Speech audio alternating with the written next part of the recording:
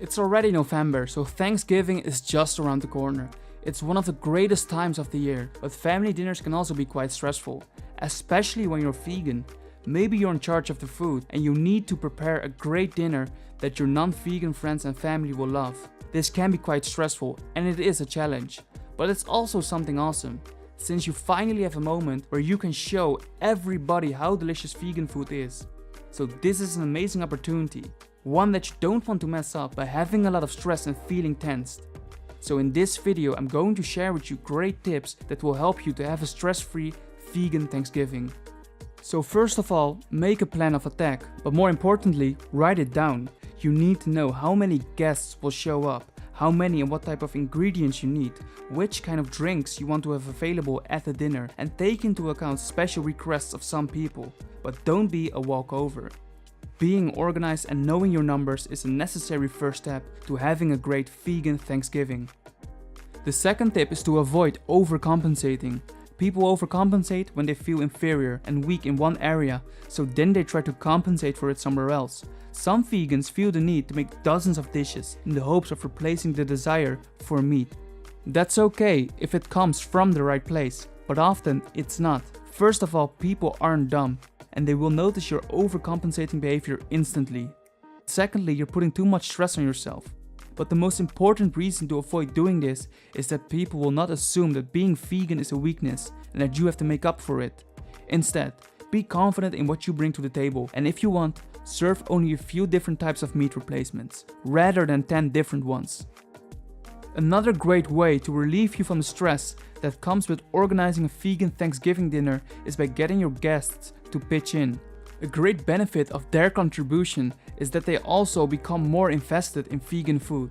They are now forced to really research vegan food because they don't want to bring something to a dinner party that nobody likes. And once people become more invested in vegan food, they will also be more excited about it, and their attitude will change into a curious one, which is exactly what you want to happen. Furthermore, delegating will also help you quite a bit with managing your stress. By assuming the burden of "it's all on me," you're placing yourself under immense pressure, and this can hurt your performance. By delegating responsibility, you empower people to also take accountability for a successful vegan Thanksgiving dinner that everybody will enjoy. So I mentioned earlier that Thanksgiving is a great moment to show off how delicious vegan food is to your friends and family. However, if you're trying to impress them with your amazing vegan cooking skills, then you're in for a hard time. The biggest mistake I see people making is browsing the internet looking for the most fancy vegan Thanksgiving recipe they can find.